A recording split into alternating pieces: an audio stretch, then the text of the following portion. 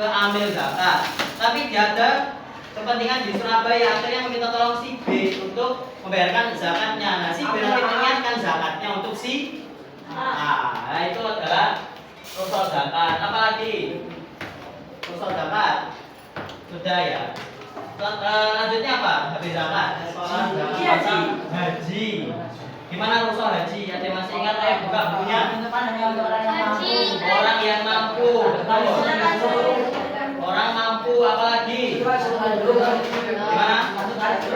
Satu kali. Kalau lebih dari 2 kali, hukumnya adalah boleh apa tadi? Sunnah.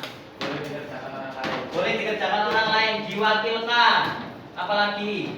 Nah ini saya sempat terlewat menjelaskan kalian adalah rukhsah haji itu ada 3 macam. Pertama adalah haji ifrad. Nah, betul. Saya lupa. Haji ifrad, kedua haji tamattu dan qiran. Ada yang tahu haji ifrad seperti apa? Haji ifrad adalah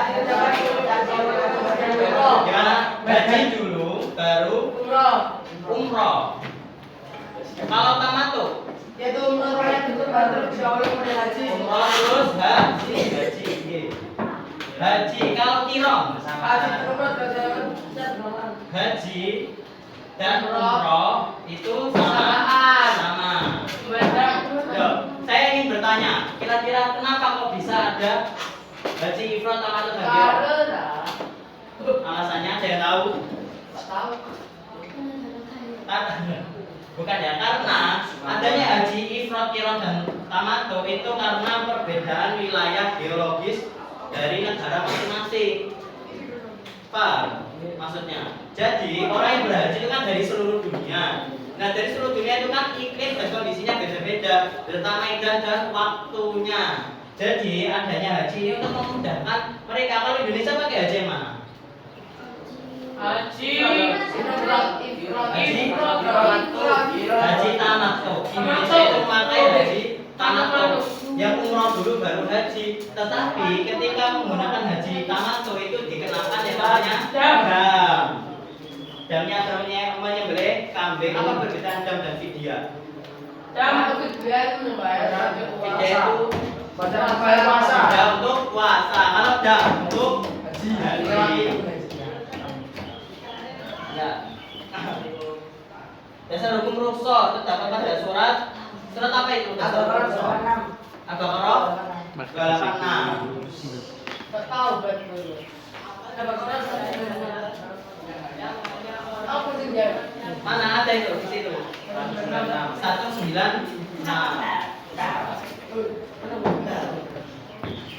Kalau ibadah haji bagian makruh itu ada di apa dalilnya itu? Apa Jil? Al-Imran ayat 97.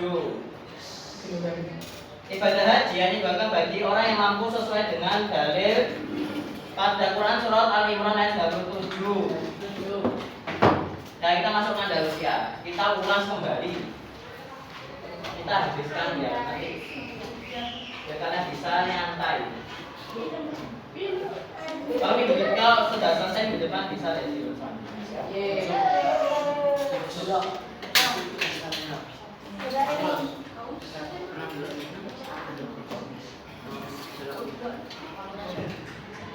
Oke, kita masuk lagi di peta Andalusia ya. Nah, di mana letak Andalusia? Ada di Spanyol. Di semenanjung apa itu namanya? Semenanjung atau selat Gibraltar. Masuknya lewat mana? Lewat bagian Afrika Utara. Nah ini pengenalan Andalusia adalah nama wilayah di semenanjung Iberia.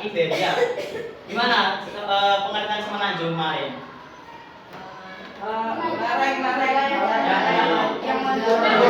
Yang jalur ke laut, pulaunya seperti ini. Nah, ini yang dinamakan semenanjung. Itu maksudnya semenanjung seperti itu. kondisi sebelum Islam Andalusia dikuasai oleh bangsa Goth atau Gotik. Gimana bangsa Gotik itu? Bangsa Barat. Bangsa Gotik bangsa Barat, Yus. Orang-orang Eropa itu bangsa Gotik, bangsa Barat. Masuknya Andalusia di Eropa atau di Spanyol. Karena apa? Karena penaklukan dari siapa panglimanya? Torik bin Ziyad. Musa bin Nusair adalah gubernur. Masuknya pada tahun 711 Masehi atau 92 Hijriah yang dikirim oleh Musa bin Nusair. Nah, Musa bin Nusair setelah Torik bin Ziyad masuk dan membakar kapalnya, Musa bin Nusair mengirimkan pasukan lagi gelombang kedua, akhirnya bertemu di kota Toledo. Jadi pasukan Torik bin Ziyad dan pasukan gelombang kedua yang dikirim oleh Musa bin Nusair itu bertemu di kota Toledo. Nah, pada tahun 750 Bani Umayyah yang ada di Damaskus, bab kelima, PAI kalau masih ingat, kita juga singgung pusat Bani Umayyah ada di Damaskus. Sebelumnya kalau Khulafaur Rasyidin pusatnya di mana? Di Madinah. Di belakang. Bukan di Beratan.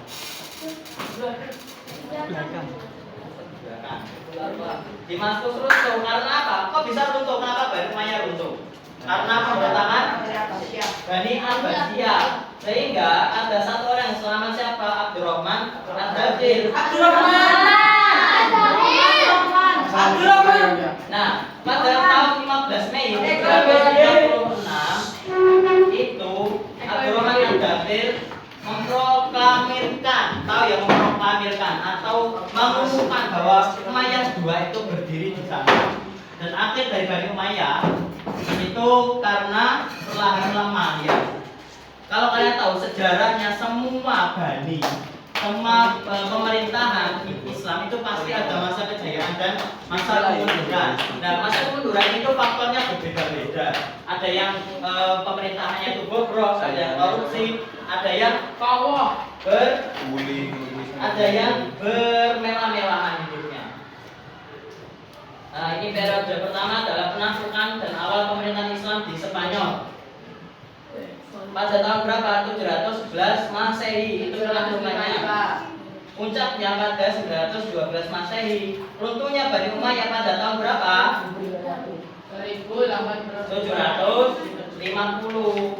Tapi masuknya 711. Puncaknya pada 912 sampai 1013 Masehi. Nah, akhirnya suasananya pada tahun 1452 Masehi di Granada. Jadi kekuasaan terakhir Andalusia di Spanyol itu ada di Granada.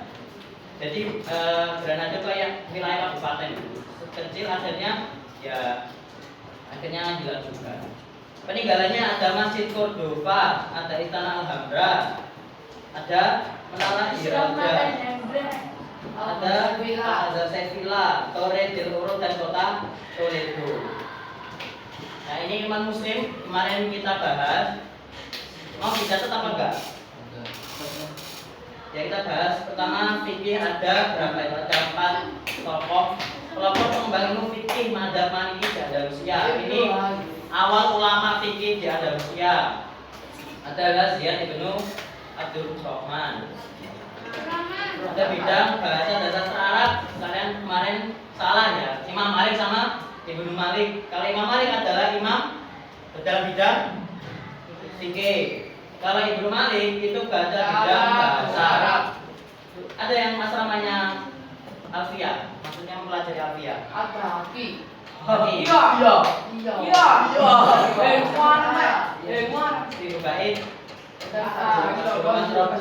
Kita adalah tulis pujangga.